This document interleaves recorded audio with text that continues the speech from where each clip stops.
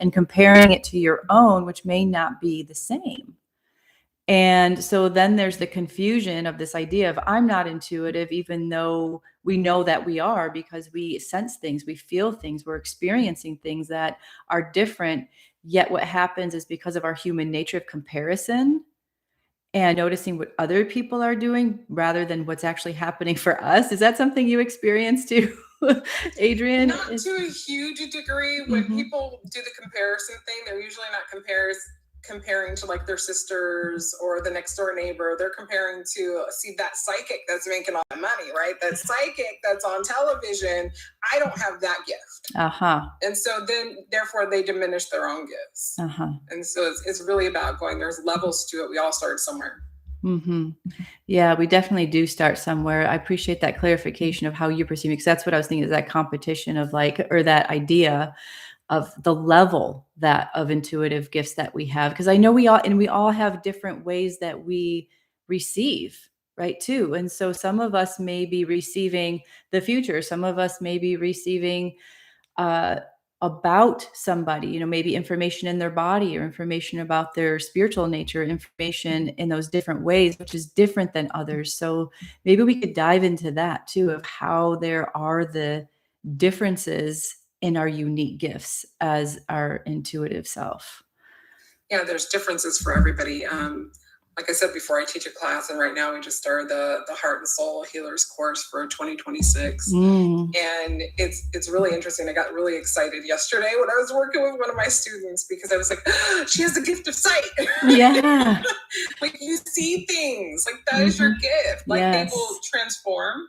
As you get one gift that expresses more and more and more, all your other gifts kind of come up as well. But that was really exciting. But some people have the ability to hear things. Like I'm very auditory. So a lot of times when guides come in, I don't necessarily see them. I do at times, but I'll hear them. Like I can hear them loud and clear. They'll sit there and tell me what I'm supposed to do, how I'm supposed to do it. Like it's detailed, right? But I only see when I need to say, hey, this is what I'm seeing. Okay. And so the different gifts come in at different times, and that's true for everybody. But there's some people who swear up and down they can't see, and then you kind of connect them to it, and they're like, oh, that's what seeing is. Okay, that makes sense. Then my favorite gift, my absolute favorite gift, is the gift of knowing. The gift of knowing is where you know something without seeing it, hearing it, feeling it. Smelling it, tasting it, like there's no shadow of a doubt that this thing is real, or this thing is going to happen, or whatever it is. And to me, that's just so powerful, because that's the one gift where it's not changeable. Right. That's the one gift that is consistently like, this is just going to happen. This is just the way it is. A lot of times if we see things, we can change it. If we hear things, we can change it. Our other gifts are, we have free will, but the knowing is like, if you believe in God, the universe, your higher self, it's like the hand of God has reached down and told you something. Listen. Listen. Yes. Right? So to me, that's the most divine gift that we can have, is the gift of knowing. I love that. Same with me. I feel that when it's just like, yes, that internal presence of, I get that. And it's embodied, rather than just wanting to receive. And I think that's what happens, Adrien. For me, what I found is that people are reaching out for it, right? They're reaching out for it. Like, where is it? I want it to come to me. So bad. Yeah. And really, it's an internal experience, an internal process. And so I just want to take a moment here, because I just want to apologize to people. There was a there was a discrepancy in the links. So if you are on YouTube through the channel, if you're on YouTube, great. But also we're live on all YouTube channels.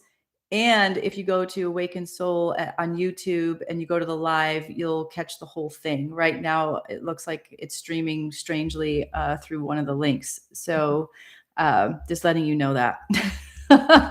Come join us over on my YouTube channel on Awaken Soul with Kristen on YouTube on the live section. So yes.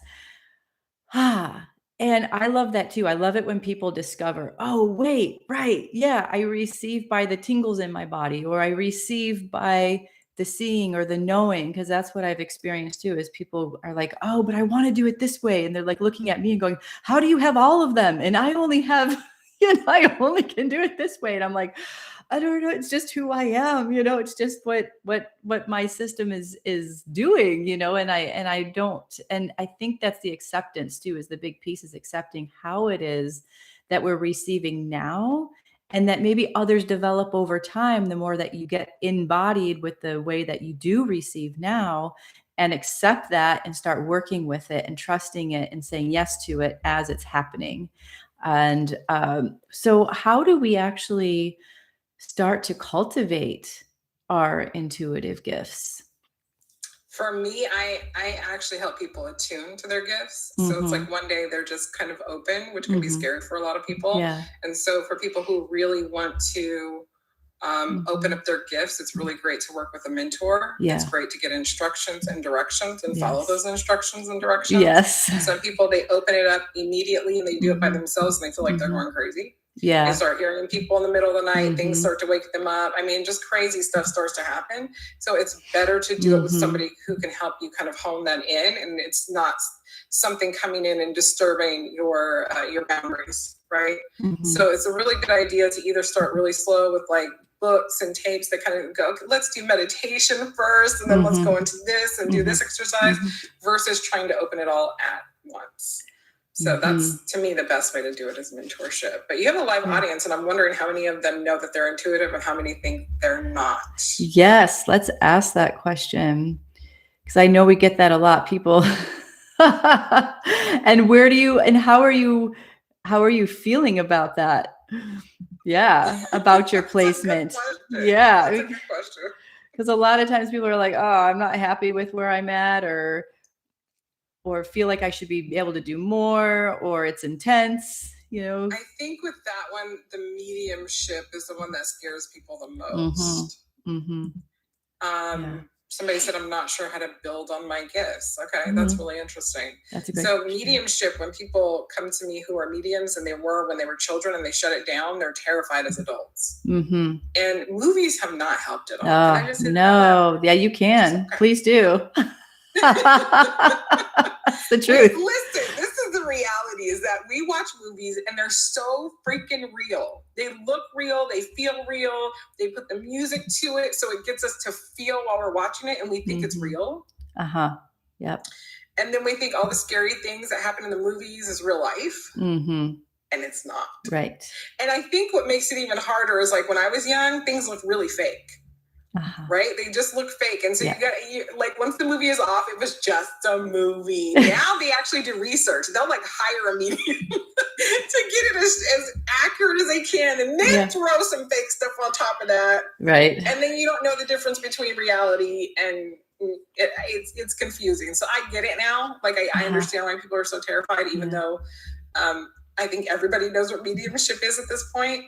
But you're going to have the movie version, and you're going to have the real version. Sure. And I think that's what people need to understand.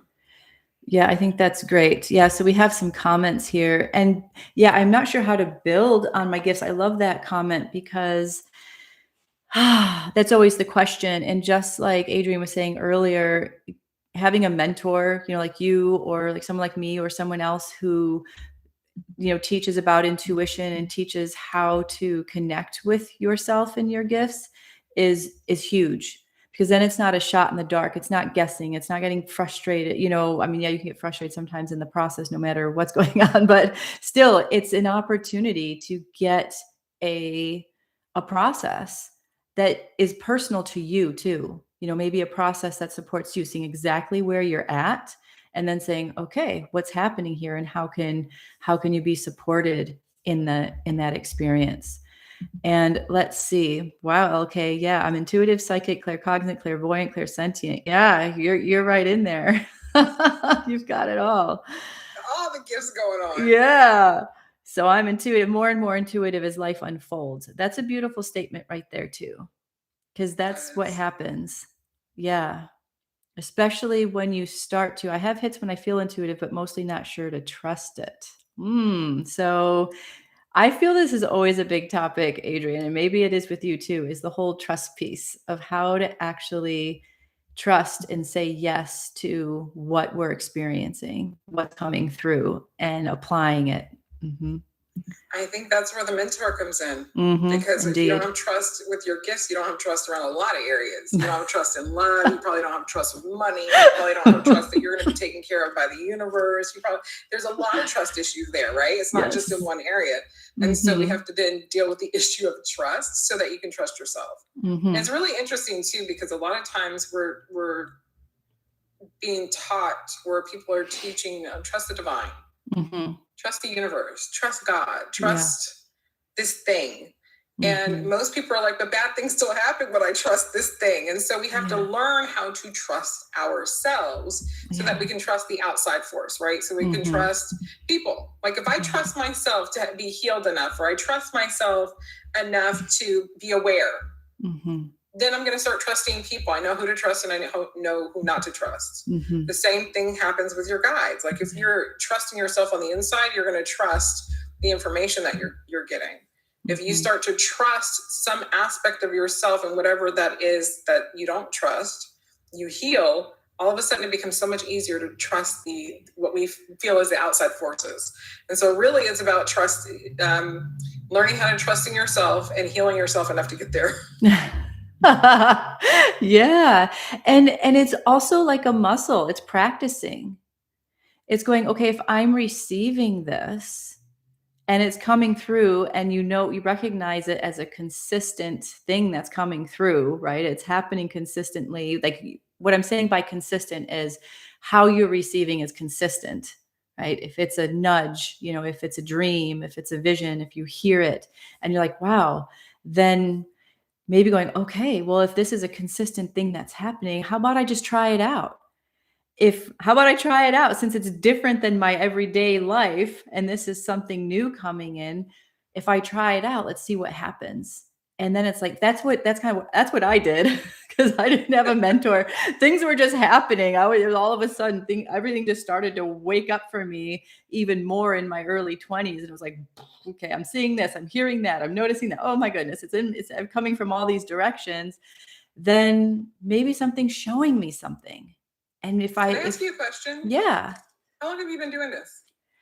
I've been doing intuitive works for 25, almost 30 years. When I saw the look on your face, I was like, it's a long time, because after we hit like 15 years, you're like, yeah. How long has it been? It's a long time. I'm not really sure how long. I think for me, it's been like 27. I've been giving people the face for the last 2 weeks. Like, I think this is the 27th year. Like at some point, you just lose count.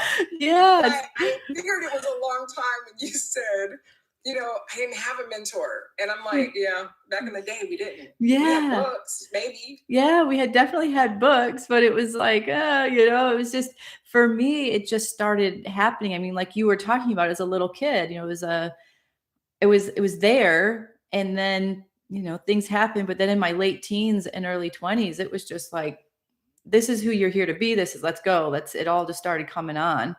And I just started trusting it. I was like, okay, I was deep into meditation and yoga and doing those types of things. So it just felt natural to say yes to it. And because I already started to have that understanding from a spiritual perspective of life, I already had been opened up to that. And then it was an opportunity to go, and I think this is for me, and I'm curious about other people here, is that I think sometimes the trust piece is fear with the unfamiliar. Like we're so used to life the way it is. And then once these other things start to happen for us, it's like, oh, what's going to happen for me in my relationships? What's going to happen for me in life if I start to say these things or, express what I'm experiencing or tell somebody what I'm receiving? That fear, it's like going through that fear and saying, what if I'm receiving it? There's a purpose, there's meaning in receiving this. And that's what I had to come to. There's meaning in receiving this. So if I'm willing, and it was having to shift from going, all right, if I recognize that there's a spiritual aspect to life and I'm receiving something and I know it could benefit somebody, then why not just do it? Why not just do it? And so that was the muscle that I started to practice. What was it like for you, Adrien? I think it's interesting that you said that was the muscle that you practice from, because most people, I'm going to say most people because, you know, mental stuff going on with certain people. Yeah, the yeah. majority of the planet want to be of service. Yeah. They want to be of service for their fellow human beings. That's our connection. That's community. Is we're helping people. People are helping us. Yeah. And so I think it's really interesting that you said that's the place that you came from and actually got rid of those fears and help you want to connect to it more, because I think everybody could learn from that. Is that if we can help someone with our gifts, why would we shut them down?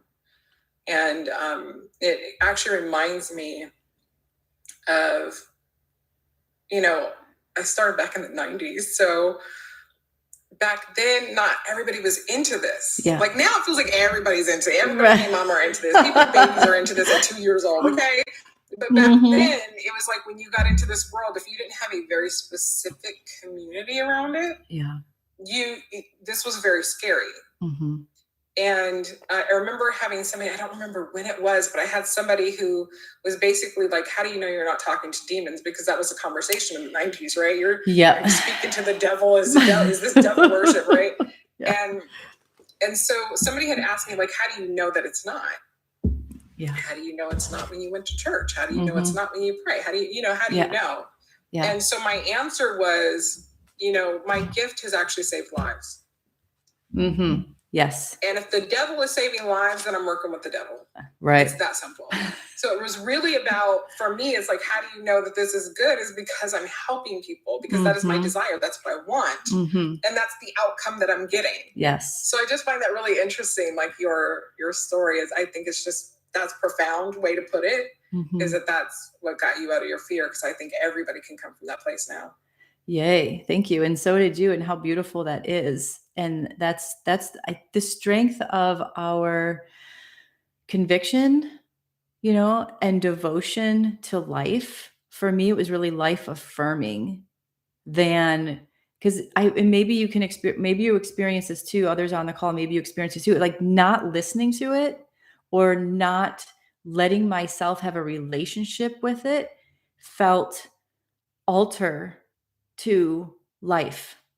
It literally felt like it felt diminishing of my energy when I don't listen. And then even as years went by and I, you know, still listening to my own intuition of direction in life. And if I didn't listen, it was like, oh my gosh, yeah, okay.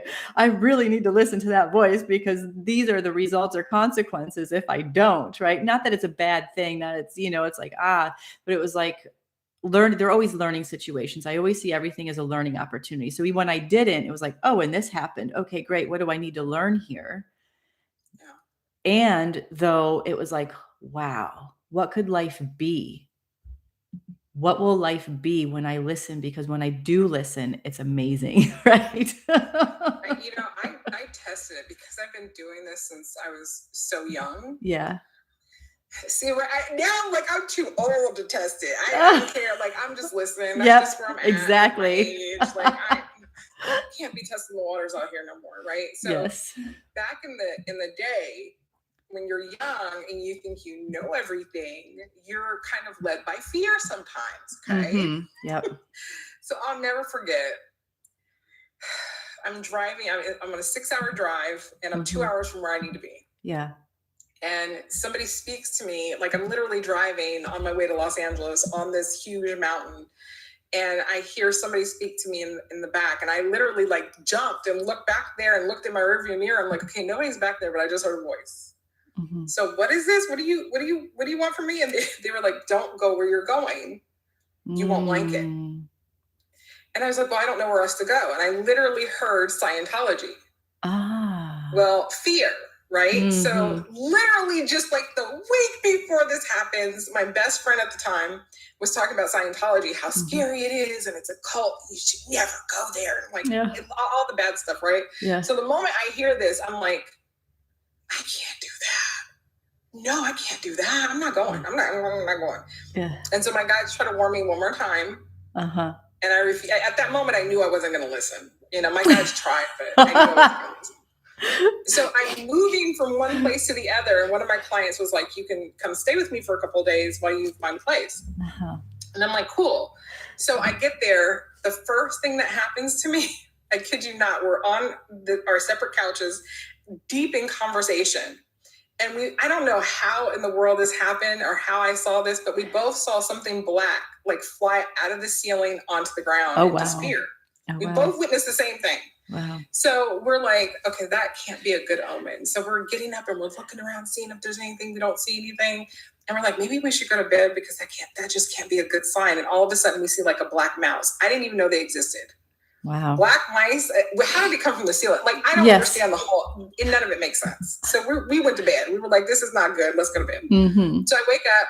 So I'm here literally less than 24 hours. I wake up and I go out to the sidewalk.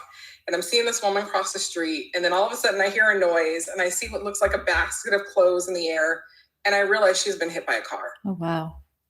And I'm sitting there and I'm just like, is this what you guys were talking about? And just like everything was knocked out of me. And then I was like, but I know healing. I can go help her, right? So I go rush to her side. I'm doing all the healing work on her. And I think her son ended up telling me she was 80. It wasn't her first time getting hit by a car. Okay. So I'm doing healing work on her and she's moaning, she's in pain. And then after about 5 minutes, I just felt this overwhelming sense, like, ask her if she's in pain. So I asked her and she goes, no, I'm just scared. So I was like, okay, good. Nice. So then the police come because they want to know what happened. How did this woman get hit by a car? Did you see the driver? Was he driving too fast? Everything. And I told her, I just moved here. And it was the weirdest thing. But she goes, are you sure that was a good idea? Ooh. Trip me out. Yeah. Right? Because that's random. Mm-hmm. You'd be like, oh, this is like a worst case scenario when you're just moving here. And like, she's like my guides were talking through her. Yeah. Yeah. I'm going to tell you, over the course of 7 days, the worst, my car broke down. My wallet got stolen. Mm-hmm. Every cent that I had in my bank account was taken out. I get back into my car because I don't know what to do. But they're telling me you cannot stay here. Yeah. Because the next step is you will die. Wow. Woo. And I was like, I have no money. My car is broken down. And I still have to listen to my guides now. Or I'm accepting death. Right? Wow. Right? So you want to talk about testing. You say it doesn't feel right when you don't listen. No, I was young. It felt right. Like I'm afraid. It feels right to just not go do things willy-nilly. Right. But then I was afraid because I was like, if I don't listen, something even worse is going to happen. And everything they've said so far, I'm not going to like it. I shouldn't go there. Everything was right. And so I found a way out. Like, I listened. I was not even that night. I actually slept in my car because I was like, I'm not staying here. Anything is better than staying here. Yeah, absolutely. And magically, I got my car fixed. So I was able to sleep in my car that night. And the next morning, I was like, the whole thing with the cop and, are you really sure? I was questioning everything. But then I was like, well, they told me to go to Scientology. Now, this is crazy, you guys. Talking about listening to your intuition. So I go driving around and I had seen the Church of Scientology before, where all the celebrities go. Yeah. I'd actually been there before. And I couldn't find it. Like, I was driving up and down, it's right off the freeway. Like, I work here. Like, I work in Los Angeles. That's the reason that I'm moving back is because I don't want to do the commute anymore, right? 6-hour drive. So I cannot find this place. So all of a sudden I decide I'm going to go over. I'm going to go down another street. I know it's not down the street, but I'm going to drive down the street anyway. I kid you not. The sun was just coming up and there was a halo over this building. And I knew this is the building I need to go to. And when I pulled up to it, it said Scientology. I'd never seen this building before. I was thinking I was supposed to go to the Celebrity Center. And I don't know what I'm supposed to do, but I walk in, this woman introduces herself to me. She's like, I know you've never been here before. I would have recognized you. Can I give you a tour? And I said, yeah. By the time we get upstairs, there's another woman that walks up to us and they're interacting. She introduces me to her and she says goodbye. She turns around to leave. And all of a sudden something jumped in my body and said, excuse me, but do you know of a place to live? Wow. And the way she turned around and looked at me and cocked her head, like, how would you know that? Yeah. She goes, my husband's a real estate agent. He's been trying to fill this house for like 1.5 years. Do you want me to call him? And I said, yeah. And it was literally the house that I had been envisioning for about 3 months. Incredible. Moving into. I wanted a house overlooking water. I wanted a house with a picture window. I wanted a small yard where I can garden. I was looking at the driveway. I was up on a hill. Like everything that I had been seeing and manifesting was literally right there in Scientology. See, I thought that my guys were telling me to go get converted. I was curious where the story was going. Believe me. So I'm sitting here, I'm thinking, like, in the interpretation, you guys, yes. You learn nothing. Don't interpret what you're being told. Yes. Do not interpret what you're being told. So if I hadn't not interpreted it, I would have went. Mm-hmm. But because I decided what they meant instead of just going to Scientology. Yeah. But yeah, you're right. It was a learning lesson. It was a time for me to be able to learn to trust my guides. Yes. Because I still said no at times. Listen, I was young. Yeah. You think you know everything. Yeah. But at some point I was like, I won't argue with you anymore. And the way that I'll do that is if you tell me 3 times in a row, I'll stop everything I'm doing. I'll listen. Yeah. And so that was the agreement. When they really wanted me to listen, I would hear it 3 times. Yeah. Powerful story. Thank you for sharing that. And so I really appreciate this specificity in the interpretation piece, because if we zoom back, life is symbolism, right? It's not always direct language. I mean, I've definitely had the direct language, right? Of like, same as you, I was driving down the 1 towards LA. I was on a road trip with my sister in California, and we were driving back from the Bay Area down to San Diego. And we were driving down the 1, and it was nighttime, and I just heard slow down, and I slowed down. And if I hadn't, and right as I was saying that, around a curve came this sports car that just decided it was driving in my lane towards our car. And if I hadn't slowed down and they moved over, if I hadn't slowed down, that would have been it. So sometimes it's very literal, and then sometimes it's not. And so that's, I love what you're saying is bringing in, like, listen to it, but let's not take it as literal. Sometimes it's literal because it's right there in the moment. And then other times it's like, okay, what does that mean? And not like you were saying, there's the whole idea. Cause I was curious where it was going too about, cause about Scientology. I was like, all right, she's. See, it's a prejudgment, right? Yeah. And I had an experience once I heard this thing, someone's going to call you and tell you not to go to this thing. I never got the phone call, but then I ended up in a fix, by going to it because I never got the phone call. But it was a weird thing. It was almost like a convoluted message, right? Like, don't go to this thing. But still, it's like sometimes it doesn't come in exactly clear. But listening to the essence of the message is where we start to, I think, awaken those gifts even more and trust in it. It's going, okay, let's take out maybe our reactions, our thoughts, our fears, get neutral, and just go, what am I really being told here? What is really in this? If it's not like a direct in the moment experience, of like slow down when you're driving your car or something, So my goodness, I'm not going to go into that story, but so I think what we're really saying here is just say yes to what you're receiving, because that's the miracle of life for me. That's like the miracle of life, is just saying yes to what we're receiving and doing the best we can to let that keep going, to guide us, keep guiding us. And so sometimes maybe we can do this too, Adrien. It's like, yes. And can you clarify that a little bit, but I'm saying, yes, I want to know, I want to move in that direction. So show me the way. Right. And so that can help us open up. That helps me open up sometimes too, when it feels like it's not totally clear. Yeah. So and if in doubt, muscle test. Here's a little guide in here. I do muscle testing too sometimes, but I'm like, okay. And I tried a different couple ways too. And if they're both yes or no's, and I'm like, okay, good. We're good.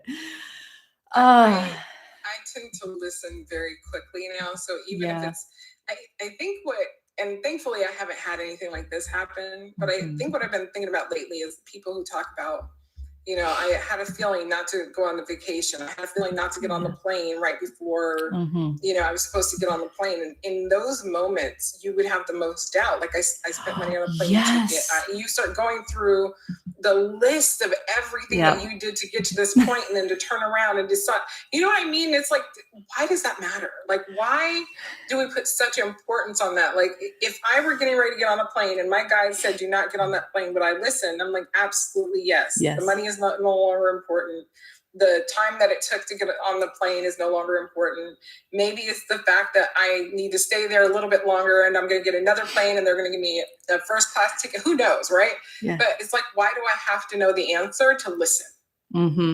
Yeah. Why do I have to go through all the reasons I can't do it before I just say yes, and then let me figure it out? Yes, indeed. Indeed. It can save a lot of trouble down the road, or the blessings come in, right?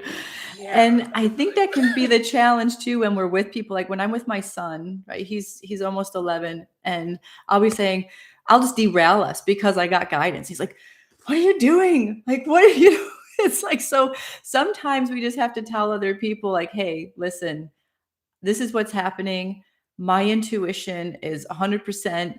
I'm receiving this. I'm trusting it. I don't know why. I don't need to know why, but I need to change direction. You know, and if you want to come with me, that's fine. If not, that's fine. But, you know, with my son, he has to, because, you know, he's not going somewhere without me. But it's like, it can be frustrating for other people sometimes, right? But at the same time, it's like, I think this is what I was saying earlier, that conviction, that centeredness, that one-pointedness of who we are in this life, who we're here to be, and letting our gifts guide us. It's not a control thing. It's not going, but it's like, this is who I am. My gifts are me.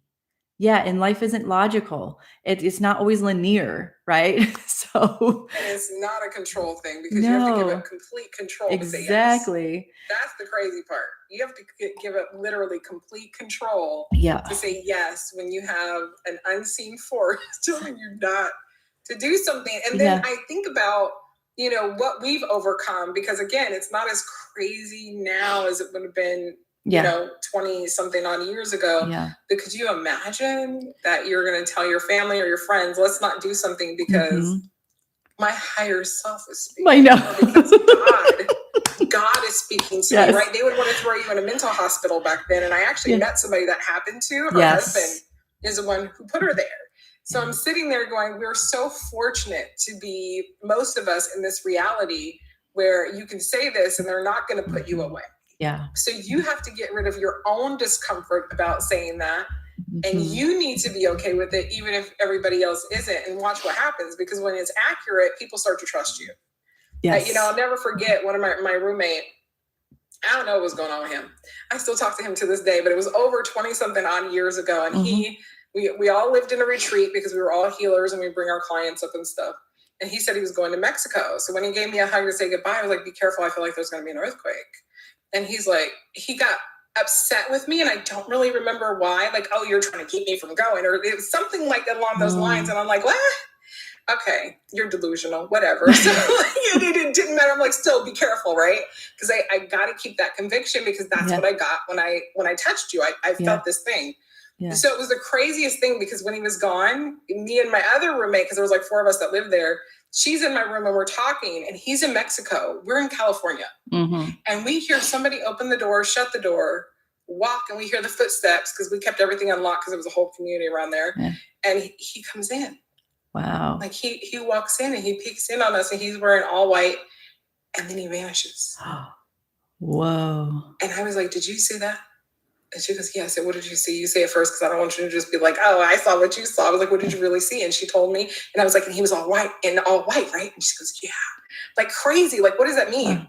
The next day I get a call from him, and he was like, we've had like 2 earthquakes. Oh my goodness. And I was like, I think your energy came in and check on us to tell us or something, because you were at the house yesterday. And he's like, yeah, not surprised. Yeah. Not surprised. Like crazy. Indeed. But like stuff like that happens where not everybody trusts it. But I remember everything I told him after that, he trusted 100% because it happened. Yeah. So sometimes we have to get past that first initial discomfort. Yes. Or, you know, him saying that to me could have shut me down.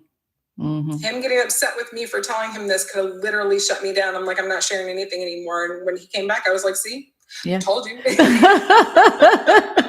It's like that. Right, you were wrong, and you should listen to me, right? So it gave me actually a level of confidence I didn't have before, so that I can keep telling people things that eventually ended up saving lives. So yeah, I think it's great. Same here. And I think it's great to have our confidence and our courage. Like I said, if it's a gift and that's what you want, is to live your gift, and then utilize it. Just be, that's the bravery, the boldness of saying, all right, I'm just going to trust. And that's that surrender into it. So I know that we've been talking about this a lot, and I'm really curious too, of how, if we can use this, or how we're actually in life right now to transform our relationships through love. Cause I think that's such a beautiful conversation to have, because I know a lot of people struggle with that. So first of all, for everybody who's listening to this, one of the reasons that we're even here today and you're in front of me is because you've been on my masterclass, Making Miracles Happen. Yes. And so this conversation is a conversation that we're going to be having for Valentine's Day, February 11th, 12th, and 13th. And you're going to be there. Yeah, February 11th. But we're actually talking about, being able to discover your intuitive gifts to heal your heart and transform all of your relationships through love. And it's a really important conversation, because there's so many healers, there's so many people who are intuitive, there's so many people who are in this spiritual community and world, and their hearts are hurting.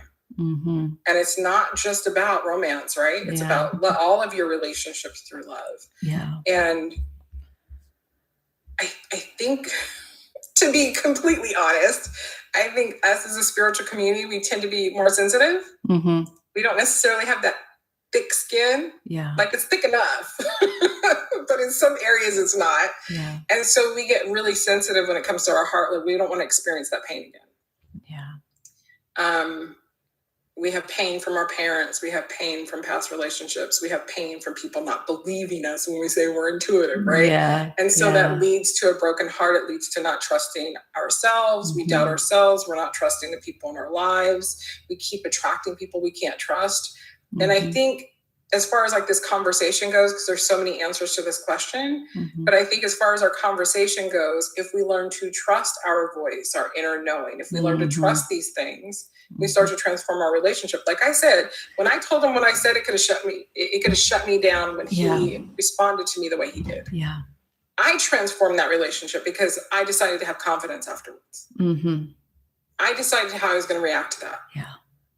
And so I came at it from a different perspective than somebody who'd been hurt and slighted. And, it was like, okay, so you can see how this might help you in the future. You can see that my guides are not steering you the wrong way, right? So that transformed our relationship. I remember him calling me up a couple months later and like, hey, I need some information for you. Can you check into this for me?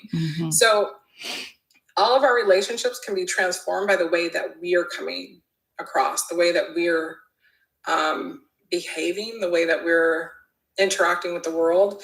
And that's going to take me back to the beginning of our conversation when you said you basically want to be of service to people. When we figure out how we want to show up in the world, who we're here to help, who we're here to benefit, that changes all of our relationships. Yeah. Like, if you meet a significant other, let's go in that direction. Let's go with significant other and love life. Like, let's say you meet somebody and they're like, you want to help these people? Why do you want to help these people? Like, that makes sense to me. Like, that's a waste of time and energy. That's probably not my person. Yeah, indeed. I should probably listen to that because I want to come from a place of love for the whole entire world. So if I'm seeing somebody who's not really coming from a place of love, that's probably not a good match. I can pay attention to that and I can go, that doesn't work for me, right? Yeah. And then I can find somebody who is somebody who's like, how can I help you do that? How can I support you in helping homeless people? How can I support you in helping, animals and children or the environment? How can I help you? Can I just support you? Can I donate to your favorite charity? Right? So this transforms relationships because you are not willing to I think the words I would use is like dumb yourself down, but it's like playing it small. You're not willing to play it small to get people to like you. You're no longer deciding you're going to be the people pleaser, because let me tell you, intuitives tend to be people pleasers. Yeah. And they tend to put their value in their gifts, like all of their value in their gift, by just loving that part of yourself too, as much as the healer, the intuitive, the mother, the nurturer, the father, right? Instead of looking at how we come across, like, oh, they love me because those are my kids. They love me because I'm the breadwinner. What if it's like, I'm loved because I'm a human, because I'm a person? Yeah. What if we brought love into every single area of who we are? That it's the foundation that we come from. We would attract different people, different relationships. Our family relationships would change. Our relationship with ourselves would change. Our relationship with our kids would change. Our relationship with the divine would change. Our relationship with our gifts would change. So it's really about, what foundation are you coming from? Are you coming from a place of fear or a place of love? And everybody can answer that for themselves right now, because you know. Yeah. And you know when you're coming from a place of love, because there's sometimes you will, and there's other times where you know you're coming from a place of fear. How do you make your decisions? Is it fear or love? Is it fear or curiosity? You know, when you can say love on a consistent basis, even if it's not 100% of the time, because we're human, but when you can say love more often than not, you're going to transform all of your relationships, and you're going to begin to heal. Because you expect it, because you're commanding it, because that's the only thing you'll accept. So I think that's like the first steps, really, to be honest, when it comes to transforming our relationships through love. Yeah, absolutely. Thank you. That was incredible. And it is true. There's so many disruptions in families and siblings and parents, mother, father, and friends, and partners. And for me, I love what you were saying, because there's first there's that acceptance of, okay, like in the beginning when you were talking about having an intimate partner, and maybe they show up and they're not really accepting of who you are. It's going, okay, well, like you said, be brave enough to be like, okay, well, I'm not going to go fall into that, experience. But then going, can I look at where that's maybe alive in my field, because maybe I didn't feel accepted by my parents or by my peers or and love ourselves. And that's the beginning. That was like the beginning for me, was to love myself enough to look at the patterns that were showing up in my lives through relationships, to go, that's what needs to be healed. And these parts of me need to be loved, right? The part of me that feels like it isn't accepted, or the part of me that feels left out, or the part of me that feels, made fun of or dismissed or whatever it is. And starting there. And when we can love, like you were saying, embrace it, all of our aspects of ourself through a sense of connection and love for ourselves, then that's when, as you were saying, that magnetism to that person that says, yes, you, all right, I love you, and I love all of you, and how can I be present? And then you're also able to be fully present, right? Because we can't be fully present in love with somebody else if we're not truly loving and accepting ourselves.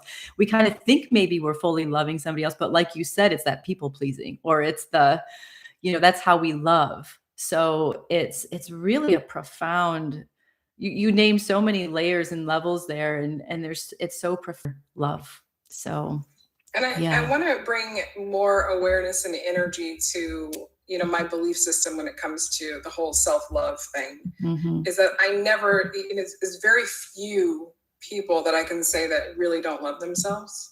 The majority of people love themselves. You wouldn't show up on this call if you didn't love yourself. You wouldn't be asking for help. You wouldn't have a healer. You wouldn't have these things if you didn't love yourself. So I just want to be clear that on my side of things, we're already coming from a foundation of love. It's mostly fear that keeps us from loving those other parts of ourselves. Indeed. Indeed. It's true. So it's like, we can ask ourselves, like, okay, so I know that I keep showing up because I love myself. But what's making me not, and you had said something, I wish I remember the part that you said, but it's like, what is making me not make this decision to like check in certain areas of your life? Yeah. Because you said I think you said something about like loving yourself enough to check it out, to check in, right? Yeah. So it's like, so what's the part of yourself you're not loving in that moment? Right? And so you're like, I'm living in fear instead of love in this area. Yeah.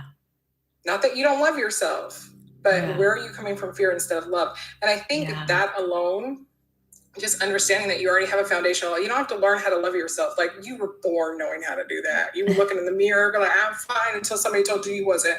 Okay, so you already know. You already know how to do this. But we're taught to shut down parts of ourselves, and so fear comes in instead of love. Yeah. And we want to look at where that fear has taken over and then put love in its place. Yeah. And I love that the idea that you love yourself enough to check in, because when you can say, okay, I'm going to move that fear and I'm going to come from a place of love, and I'm actually going to look at that checklist and see what's wrong in my life so I can fix it. I'm actually going to look at some of the things that maybe are not good habits that could be better habits, the little quizzes and checklists that you do, and you're just like, oh, I'm broken, right? But if you look at it and you go, okay, I can change that. Now that I'm aware of it, I can change it. That's where we come from, a place of love in that area instead of a place of fear. Yes, yes, yes. And I love that. I love it because life is a foundation of love. And sometimes some people recoil though when they say that you already know how to love. I've noticed that too. So I'm like, how about try the word care? I care enough. I care enough until the word love can land, right? But so if we can just take a moment here before we go through our closing process here, is Ilya has a question, and I think this is a great question about the self-love piece. So how do you then reconcile self-criticism and judgment with loving yourself? What is there to reconcile? I mean, criticism and judgment is a program. Somebody else shared with you, and now you're sharing that program. On a computer, if we found a program we didn't want, we would delete it. We get rid of it. We wouldn't be running that program. We're like, that's a virus on your computer. You'd be like, how do I get rid of it? You'd be like shutting down the computer and go, okay, I need to get somebody on the computer before it starts to corrupt all my other programs. Like, we would take that seriously. But when we experience judgment, we just think, oh, it's just the normal part of life. Everybody else is doing it, and it's like, no, let's be the one person who goes, I don't want a virus on my computer, and let's work on deleting that. But that has nothing to do with self-love. You can criticize yourself and love yourself at the same time. You just have to recognize that it's a program running, and that program isn't true. Love is. Yeah. Simple. It is, right? And and it is a program, and it can be challenging when it's been an ingrained thing, when it's like, I'm used to being judged by mom and dad. I'm used to being judged by my peers. I'm used to myself. Every time I say I'm going to do something, I judge myself to not do it, or criticize myself how I'm doing it or not doing it, or what I say, what I don't say, all those levels and layers. And then just insert and go, wow, do I really want to treat myself this way? Is that who I really want to be? Is that really true? And I think that's where we get into that space of love is what's true, like you said. And are these things actually really true? Or is it something that I think I have to believe because that's what I have been trying, forcing myself to believe all these years? So is that really true? Or can I just say, like you say, let that go? Some people believe that they're true. And that's I think that's where the piece of stopping. Yes. Asking, is it, and I love the fact that you said that, like, ask yourself. I think that's a critical piece. Ask yourself, is this true? And maybe you still think it will, that it is true afterwards. But I'm telling you, if you ask yourself those questions, eventually the story is going to break down because it actually isn't true. It's going to come crumbling soon enough because you were willing to pay attention to it, because you became aware. That wall will start to crumble at some point in the near future. But it's that piece, because we run programs like they're real. Yes. Because they've been there for so long, that must be real. But when we start questioning those programs and things aren't adding up, everything starts to crumble and you become a different person because of it. Yeah. Well said. Absolutely. Wow. We covered a lot of ground here really connecting in with our intuitive gifts and transforming our relationships through love. And I really enjoyed your energy and the clarity that you bring through this experience. So I hope everyone else did too. So I appreciate everyone that joined us in this and supported the energy. So Adrien, I'd love for you to share with people how they can connect with you. Can I ask you, what are you going to be doing on my live? Do you know? On your live? Oh my goodness. What's the topic? Hold on a second. It's on the front page, which is exactly how to register. It's Making Miracles Happen series.com, which I'm sure is going to be in your description. If you go there, your name and your topic is up there. Yeah, I'm going to go there. So, yes. Yeah. So that is an amazing, 3-day event that is happening. And I'm excited to be a part of it. I see it on the page. Okay. So what we're doing on the event together. Yeah. Sorry, I don't have it right up here right now. What time are you? 2 p.m. East Central. So 12 p.m. 12 p.m.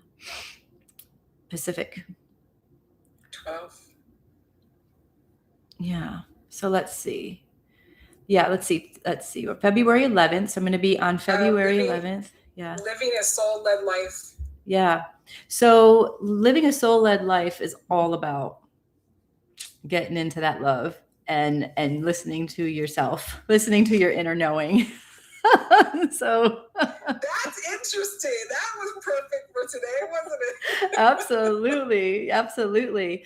So everyone here that is maybe not already connected with Adrien, how can we go to your website? There's makingmiracleshappen.com, that series that's for your I'm going to put that in chat here, for the event that you're creating. But what else? What's your website that people can reach you at? My website is adrienblackwell.com, and it's E-N instead of A-N. Simple mistake people make, and you can learn more about me. But the Making Miracles Happen series is a masterclass. We do it live. It's a 3-day event. Most of the ones that I do are going to be 3-day events, 2 or 3-day events. And it's like all day long, where people like you are just coming and they're teaching something of value. They're teaching something important. And you can even tell by our conversation today, and just like the little snippets that we both have had, the little snippets where, you've given somebody something that they can actionably do.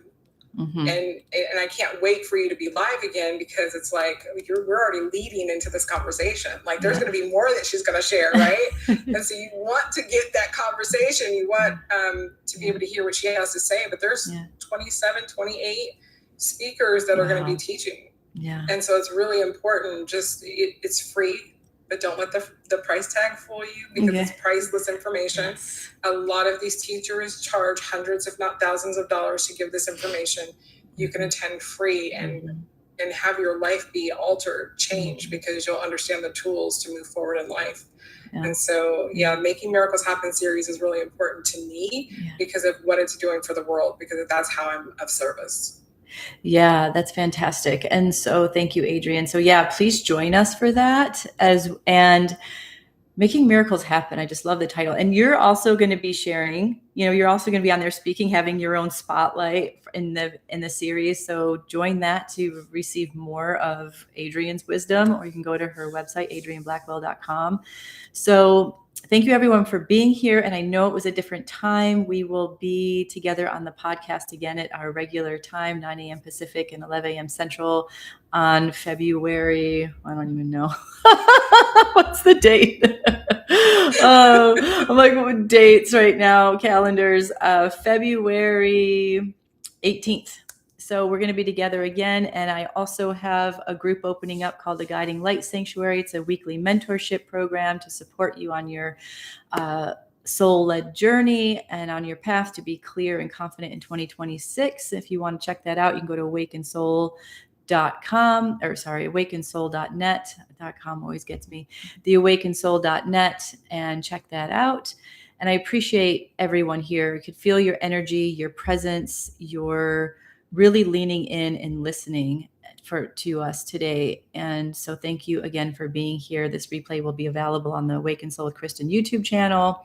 And then I'm also going to be giving it to Adrien if she wants to share it as well too. So thank you so much. I highly recommend, just for a moment, I want to just jump in here. I highly recommend my peeps that have showed up today to actually go check out her YouTube channel, because she has some really cool people on there. Like I saw you had Vivian. Yes. So I'm just like, you might not want to stop here. You might want to go to the channel and just kind of click through. Because there's like some really good people out there. Oh, thank you. I appreciate that. Yeah, that's really sweet of you. So everyone, we wish you blessings and miracles, right? Exactly. Yes. 100%. And that's what our gifts are. Our gifts are miracles. You're a miracle. Everyone's a miracle. And our gifts, if we start to trust in them, create miracles, right, Adrien? So absolutely, just like 100%. Just like your story of listening and finding your home. So much love to you, everyone. Yes, I can put my YouTube channel in the Zoom link. I will do that right now. And it's also in my email that you guys use to get here. It's in there. So I put the YouTube channel and her Zoom. Thank you. So you guys can use that as well. And check out the live. That's where a lot of this happens, is the live videos on my YouTube channel. So check that out. All right. Again, what an incredible conversation as always. And I look forward to, I want to do this more with you. Because of how fun this is. Yeah. Awesome conversation. Yeah. I love the questions. That was awesome. Yeah, you're so welcome. Thank you. So everyone, Adrien and everyone, please take a deep breath and say yes to yourself, say yes to your intuition, say yes to your gifts, and yes to love. So thank you so much, and enjoy the rest of your day. I love you all. Take care. Bye-bye. Okay. All right. Beautiful. How incredible. Yeah. Let's see how we do this. There's so many things going on here with there we go. And that one.